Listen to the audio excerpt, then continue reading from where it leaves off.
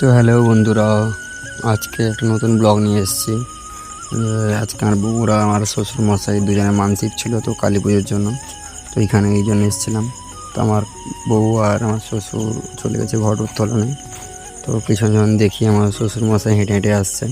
তো ঘট উত্তোলনের স্থানে পৌঁছে গেছি। কিছুক্ষণের ভিতরে এই ঘট উত্তোলন স্টার্ট হয়ে গেল।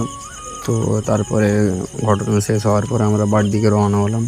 তো যেতে যেতে দেখি মাঝখানে সবাই নাচানাচি করছে, সবাই আনন্দ করছে, এতজন এসছে আজকে। তো ওখান থেকে আসার পর একটা মন্দিরে সবাই ঢুকলো প্রণাম করার জন্য। প্রণাম করা শেষ হওয়ার পরে দেখো জাস্ট মন্দিরটা অত সুন্দর করেছে, ওটাও খুব জাগ্রত মনসাটা। তো ওটা প্রণাম করা শেষ করার পরে সবাই চলে এসছে ঘট উঠিয়ে। তো তারপরে আমি আমার একটা ছোট্ট শালিকে নিয়ে বসে গেছি মজা করতে।